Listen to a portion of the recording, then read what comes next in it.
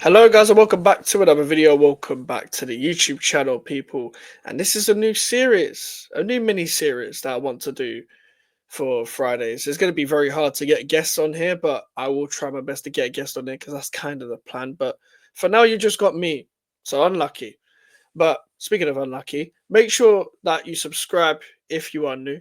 We're trying to hit 600 because that's the next mini goal. Onto the big course of trying to get 1,000 as soon as possible because we are 9 away from 600. And I'm sure we can do that in a couple weeks. A couple weeks. Why not? Why not, people? At GVO Mikes on Twitter, Instagram, and TikTok. But yes, we are previewing the Game Week 11. And I've just started this now because the vibes in it. But yeah, I'm going to talk about every game kind of as a neutral because I don't just want to talk about my club. I want to talk about every club, really, and giving my thoughts on everyone as a whole as well. But there's some juicy fixtures, man. There's some juicy fixtures on the weekend. Unfortunately, there's an early game kickoff. Also, I will briefly talk about the West Ham game. But if you want to hear me talk about the West Ham game more, go into my match preview and watch our stream on playback, and also check out my match reaction that will be out on 10 p.m. on a Saturday. But first game, Wolves versus Southampton. Now, Wolves obviously still haven't won a game. Southampton have just won a game against Everton. So this is very interesting. Obviously, Russell Martin has pretty much delayed his job, keeping it for another month or however. I don't even know if he was under pressure like that. It seemed that Southampton didn't have any plan of sacking him anytime soon. I'm pretty sure. Sorry, see the report on that by Sky, but it is what it is. I don't think he was ever built for the Premier League, really. I kind of wanted to go with the unpopular opinion. That's why I predicted Southampton to finish outside of the relegation zone because I thought they'd adjust their football a bit, and I thought the five in the back would kind of work, make them a little bit more hard to beat with the lack of actual good defenders that they have, and still play the football. Maybe surprise a few teams as much as he got his props against Manchester City. That predictions fall flat on his face. If I was to change my predictions, even a couple games in, I predict them to finish 20th. But speaking of 20th, Wolves are there as well. Now, Wolves have not won a game yet. I don't know how Gary O'Neill still has a job. And I think he's probably the most overrated manager in the Premier League right now. People are going to say, what about Lopetegui? There's probably more people that criticize Lopetegui than there is Gary O'Neill. Not that I like Lopetegui. I'm one of them. But with Gary O'Neill, uh, as I've mentioned in previous videos before, the reason why he's messed up so much is because he changed the system. He changed the system. Like, he changed the system way that he didn't need to. He's obviously regretting going back to the three at the back, but he knows to get results, to give them more chance of getting results, they have to. But it's also because they are the masters of their own downfall. They make mistakes a lot. They make a lot of mistakes at the back. They don't finish their chances either. It's kind of the basics of football for you to not finish your chances in the box when you're attacking and to make your own mistakes being the masters of your own downfall in your own box. So really, it's a case of what's it called? It's a case of the basics in football. The basic football win the games in both boxes, and that's what Wolves haven't done. So with this game, it could go anywhere. It could go anywhere. Southampton very leaky at the back, going in with Bednarek and Stevens as the main centre backs in the Premier League. Yeah, it's not looking good. Ryan Manning is having to come in to be the squad player to switch it up. I don't think Russell Martin even knows how he wants to use Kyle Walker-Peters and Sugawara. Flynn Downs is a decent midfielder, but they need more than Flynn Downs. They don't have a striker that's going to keep them up either. It's kind of a similar issue to what they had in the Premier League last time. I'm going to go with Wolves to win their first game, though. I'm going to go with 2-1 Wolves. I'm going to go with 2-1 Wolves. There'll be a couple goals in this game. I think this game would be good for all the wrong reasons. 3 o'clock kickoff as well. West Ham Everton's the next game. This isn't El Sakiko, but Shordash is under pressure from the Everton side. I don't know what kind of injuries Everton have, but even though Branthwaite has come back, they have put Keane and Tarkovsky still above them. Beto and Calvert-Lewin kind of battling, going mid for mid. Not even machine for machine. They're going straight mid for mid. But knowing us, we'll find a way to not win. That's why I think it's going to be a draw. That's why I said on my match preview, I'm going with 1-1. Lopetegui will unfortunately keep his job. And Everton will just take the point away from home because West Ham don't know how to beat Everton now and then. Everton are one of West Ham's many bogey teams, as some of you may already know. Brentford, Bournemouth, two teams that are doing quite well this season, despite the fact that Brentford literally just bottled it against Fulham about 4 days ago, as I'm recording this. That they should have, not even they should have, because Fulham deserved to win in the end. But at the same time, if you are winning 1-0 at that part of the game, you don't lose 2-1, no matter how you're playing. You don't capitulate like that. Great subs used by Marco Silva, knows how to use his subs very well. Great game management from him. But there's going to be times, that's why Brentford probably won't ever go to that next step with their squad. Not with the manager necessarily, the manager's fine. But with that certain squad, there's only so much that the manager can get out of that squad. But I still think Brentford are having an okay season. I think they're having a good season still. Still think they'll give Bournemouth some problems. And they are a bogey team towards Bournemouth. I remember that playoff game where Brentford got promoted. They got over the line against Bournemouth. I think they drew. I want to say they drew twice, or did they lose to Brentford at home last season? Bournemouth. I don't remember. I think it was a draw at the Brentford Community Stadium last year, which is where it is now. Because of that, even though Bournemouth are doing well right now, I think Brentford will just get over the line. We're going to go with another 2-1. Bournemouth though, big up to Bournemouth. Iraola. Round of applause. People need to apologise to Bournemouth immediately for the fact that they went for the brave route to sack Gary O'Neill and to get Iraola because they saw a different direction. They upgraded on their coach. Iraola is a way better coach than Gary O'Neill. And everyone that criticised them is falling flat on their face. Don't get me wrong. Was I one of the people that was very confused on why Gary O'Neill got sacked at the time? Yes. Did I understand why Iraola was appointed? Yes. I didn't think it'd be like this though. And to be honest, I hope if there is a outsider in the team getting Europe, I hope Bournemouth's one of them. Because there'll be a sick rise to where they've come from.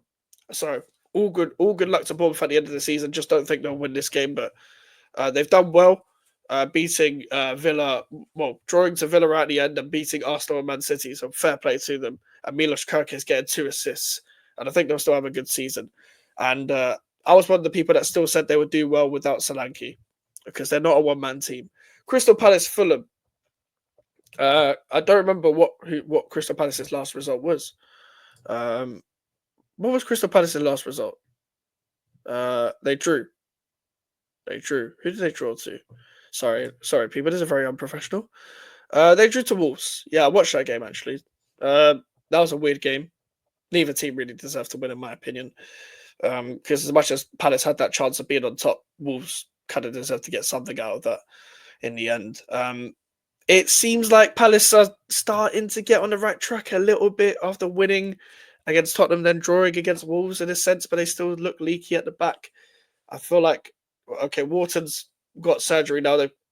Glasner's completely mismanaged him when trying to keep him fit. I think Eze's still injured and Nketiah's injured, even though that's not really a loss to them. I'm sorry, but I never rated that signing. I don't know why that Ollie Thomas guy was laughing at West Ham signings when Crystal Palace spent money on Eddie and Nketiah. They're coming up against the Fulham side that are very hard to beat. They are away from home, though, and it is at Selhurst Park, even though that hasn't really meant much this season. They did win their last game there. I can see this game being a draw. I think that would be a good game, though. It would be a good game to watch. Playing Kamada deeper hasn't helped. But then again, they can't find anyone like Decore and Wharton that will stay fit. Lerma hasn't been at his best this season either, even though I really like Jefferson Lerma. I do think the back three of LaCroix, Gahey and Chalobah can do really well, though. And I'm very happy for Trevor Chalobah that he's getting game time. I wanted him at West Ham. He's better. He's definitely better than Manfred Panos. Fucking hell. But Fulham are doing really well. As I mentioned about Fulham, great subs by Marco Silva to get over the line against Brentford, and they looked like they were going to struggle with Brentford's deep block for a sec, but they are persistent. Raul Jimenez having a good season, even though he didn't have a great game last time. Reece Nelson could offer you some good moments here and there. Felt like he had some good moments against Brentford. Felt like he could be a little bit better in certain instances. I'm glad that Smith Rowe is enjoying his football again. That is someone that Arsenal shouldn't have sold and should have played, because even though they shouldn't have sold him, knowing Arteta, he probably wouldn't have played him. Adama Traore can give you a glimpse. I think he should be used coming off the bench. Iwobi's having a decent season as well. And Fulham are such a fun team to watch, the way they use players. They're using Andreas Pereira deeper or Iwobi deeper and having Smith Rowe ahead of him and Reece Nelson and Adama, like the way they combine together, like Marco Silva's just letting the team play. Sanderberg's a great signing. Joaquin Anderson to re-sign him, that's a great signing. Him being partnered with Calvin Bassey, really good partnership. The right back options of Castagna and Kenny Tete. Kenny Tete had a really good start to the season. I hope he keeps it up. And same with Anthony Robinson as well. Both are very crucial. Leno is prone to a mistake now and then, but is good enough for now.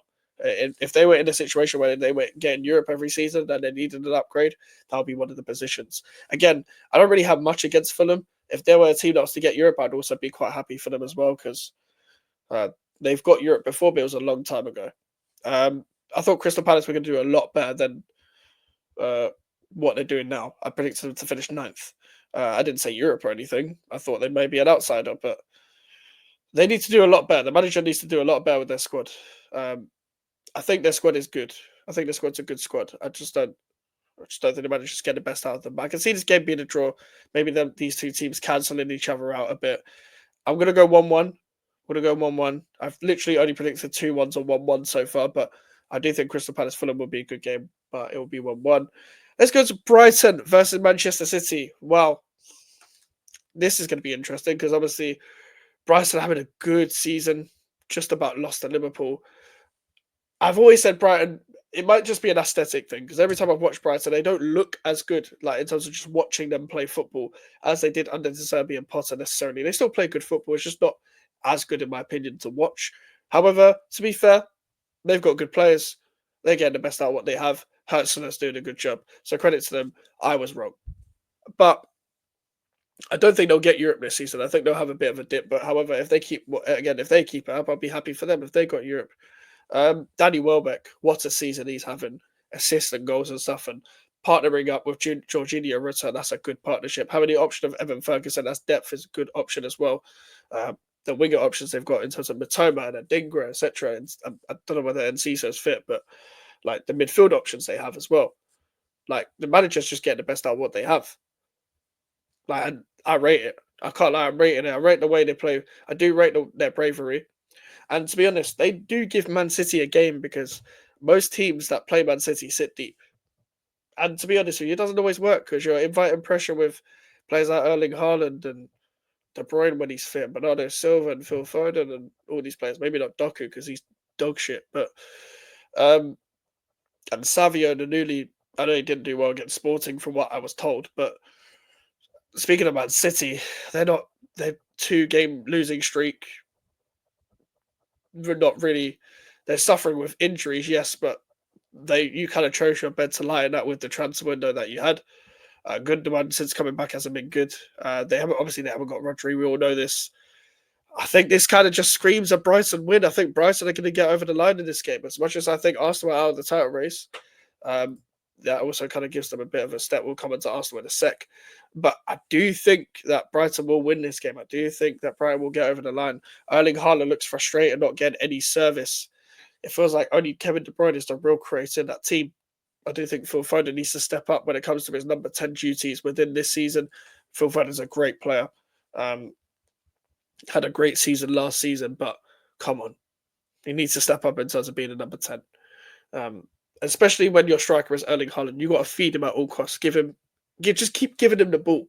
I know they recycle possession very well, but if something's wrong, and I think the team might be a bit burnt out. But that's kind of your fault in a way because you know the type of fixtures you have every year, so it's kind of your responsibility to refresh. If they don't make any signings in January, I still think they'll win the league because the league is shit. But for the long term, if you want to fight with all competitions, for example, like winning the Champions League, you need new signings straight away. But I still think they'll win the Prem. But I think Brighton will win this game. I think it'll be 2-1 to Brighton. Yes, another 2-1. But yeah, just Brighton away, long day, man. They just need to get to the international break. And what they need to do what every Big Six club does and tell their players to fake a few injuries and pull out of international break and just say they felt a few knocks from the Brighton game. That's what they need to do. I've been talking way too much. I need to get on with it. Liverpool versus Aston Villa is the 8 o'clock kickoff because there's no early kickoff because these two teams play the Champions League. But yeah, Liverpool, Aston Villa, man. Aston Villa, that game against Club Brugge, even though, cool, we can talk about the penalty, yes, but they didn't look like they were scoring anytime soon. They weren't creating for nothing. They weren't scoring even if they had an extra 90 minutes. Tyrone Mings, what a way to make a mark on your first European game. What a way to make a mark. Impressive. So impressive to pick up the ball in that position. But uh, Villa are going a bit of a sticky patch. I think they'll be fine. I think they'll turn it around. And they have the squad too. They have the manager. They won't win this game. It's Anfield. Yes, Forest won there. But just don't think they'll get over the line. I think they'll probably play out from the back and make a couple of mistakes. That Tottenham game, they were just the masters of their own downfall. Diego Carlos having a stinker cameo. Even Pau Torres wasn't great at all. Um, just their whole defense capitulated really. But credit to Tottenham in that game specifically. However, with this game, like, cool. It is what it is. Liverpool will get over the line. Liverpool will watch them against Leverkusen as well. Watch both of these teams in the Champions League.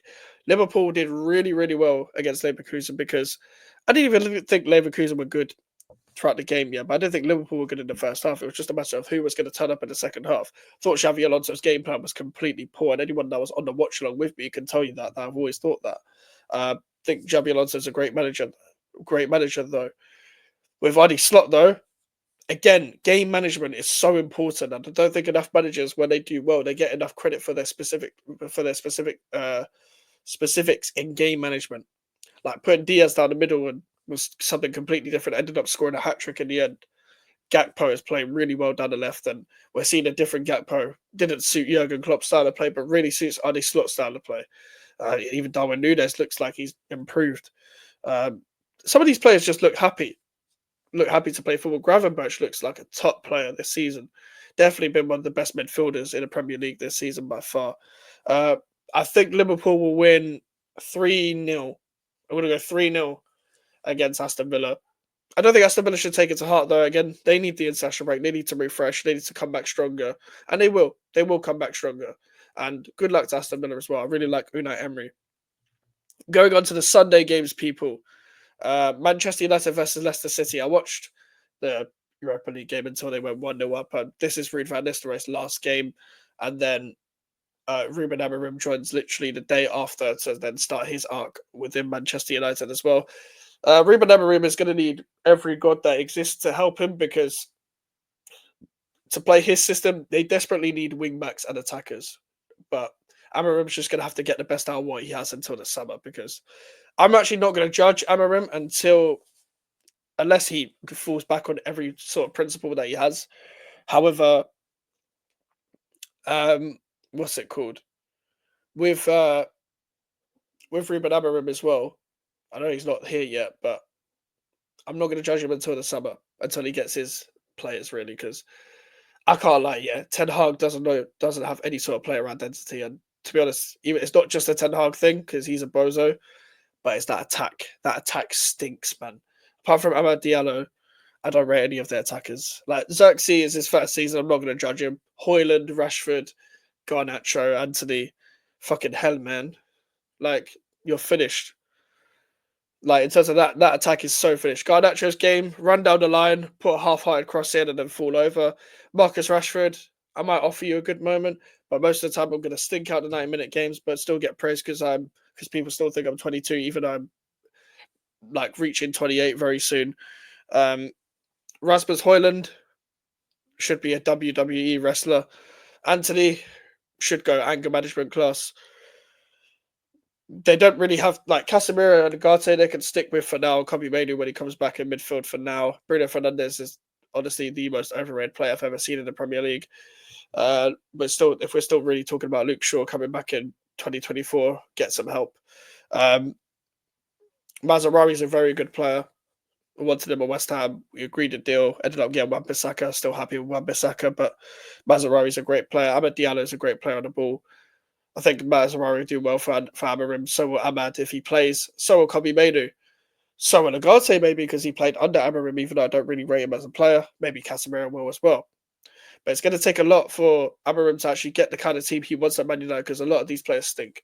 The gap is not too far off, but like that attack specifically. That he needs to get the best out of the attackers. Also, don't think their defenders can defend in wide areas. We need to see what Lanioro is like after the injury.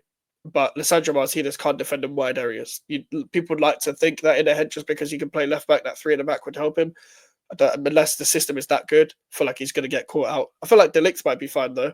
I feel like Delict for the time being will be fine.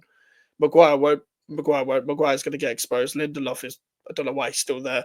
Dallo, the wing back thing might suit him a lot more.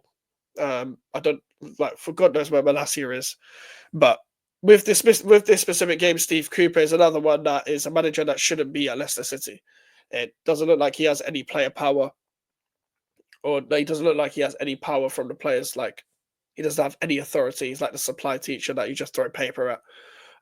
I never threw paper at my supply teacher, but you get what I'm trying to say. Um, and he looks like he should be one of the managers that gets sacked, but he always seems to pull it out of the bag by getting some draw here and there. He won't be sacked anytime soon, but I think that Leicester squad deserves a better manager, in my opinion. I don't think, barring the defence, that they've got good players in midfield going forward as well, especially ready for the Premier League. Buonanotte has been a shining light. Fataru very raw, but will improve as the time goes by. They don't really have a proper striker to really help Jamie Vardy. We can't really be relying on a 35-year-old. Mavadini's a good player. Jordan Ayew from the bench is a good player, and that as well. So it won't be enough to beat Manchester United. This game literally happened in the cup the other day, and Man United won like 6-2. So I'm going to go like 3-0. I'll go 3-1 Man United. 3-1 Man United. But yeah, let's move on. Nottingham Forest, Newcastle. Obviously, Nottingham Forest beat us last week. Well deserved, and congratulations for Forest to finish for not finishing third, but being third in this current moment in time. Hope they carry on to do what they're doing. Got a great squad and a good manager as well.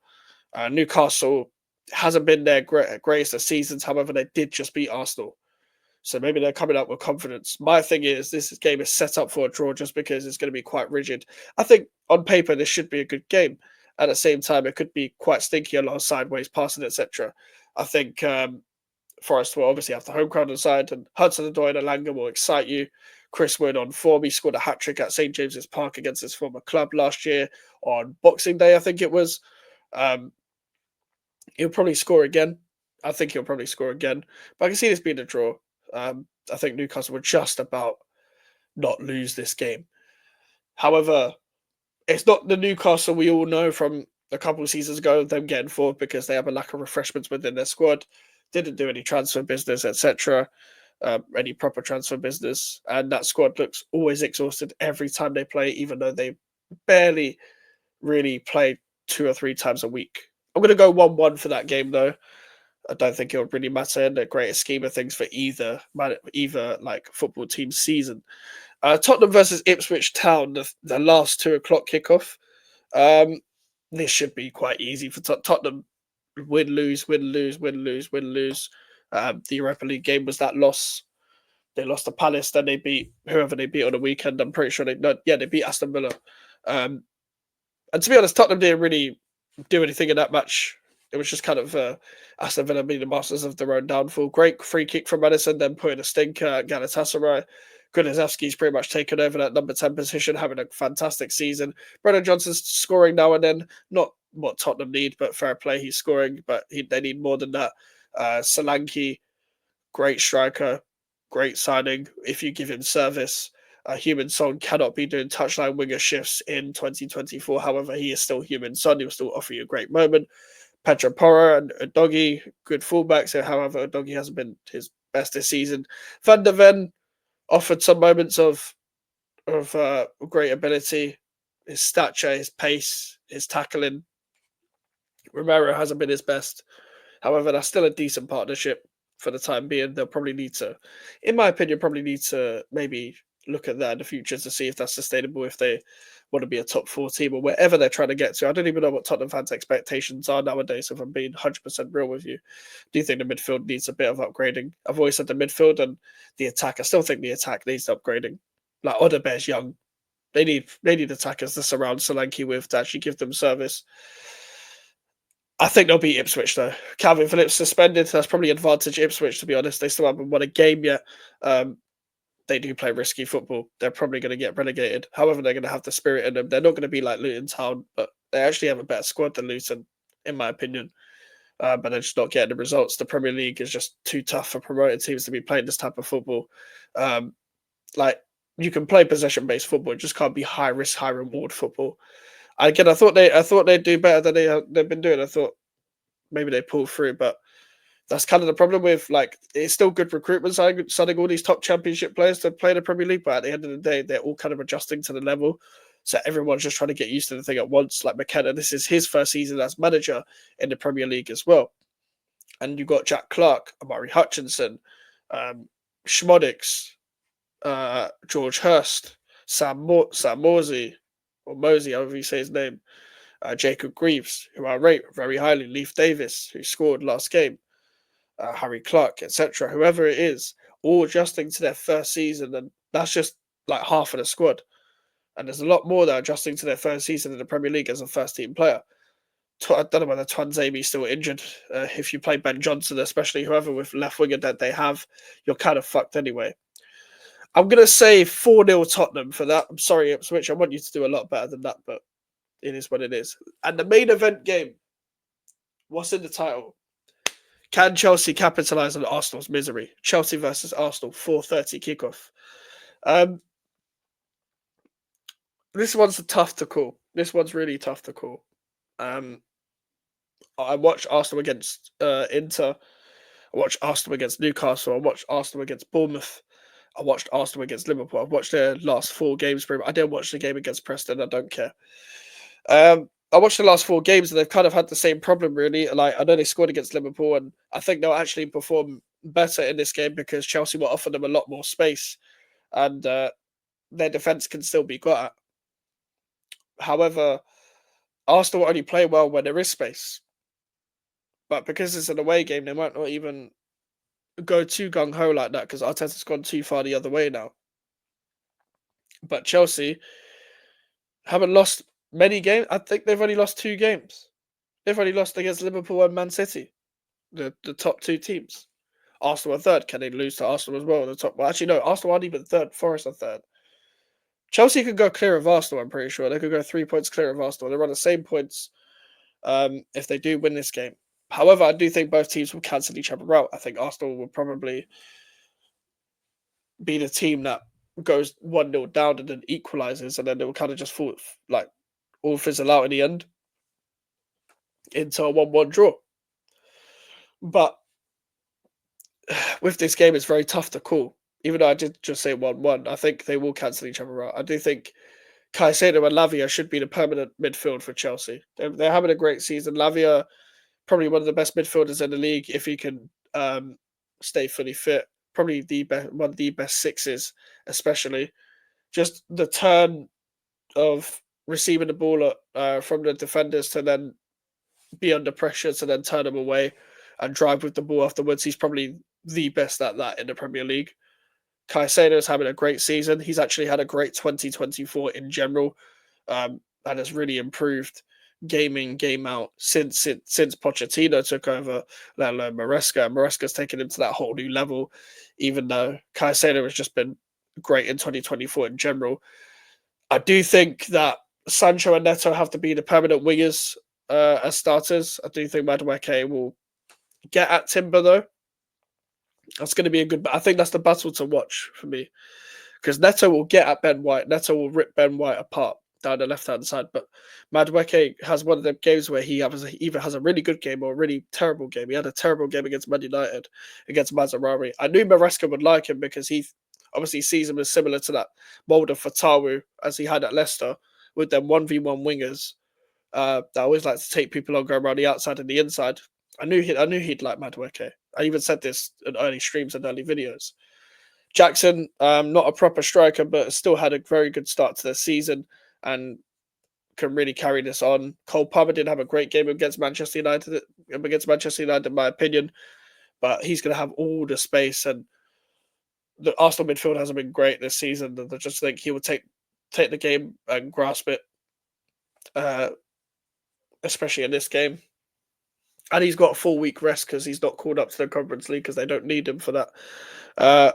If Maresca just keeps it simple and just plays James and Cucurella as fullbacks, um, they will look like the better team in this game. Just don't think they'll win. Arsenal just they actually need to stop overcomplicating things and kind of just focus on like that right hand side. I'm assuming Odegaard's going to get rushed back, so they'll have that right hand side of Ben White, Saka, and Odegaard again. Just don't think Odegaard's going to look the same straight away because he's just coming back from injury, etc. But so that's why I'm going to say 1-1 for now. We'll keep it to 30 minutes. Keep it to 30 minutes, people. Make sure to leave a like and subscribe if you are new. My social medias are in the description if you want to follow me and email for the inquiries. We're trying to hit 1K as soon as possible. And yeah, match reaction for the West Ham United Everton game will be at 10 p.m. And I'll have a fan cam as well for anyone that can't catch a live stream. You can catch a short fan cam. I'll see you guys later.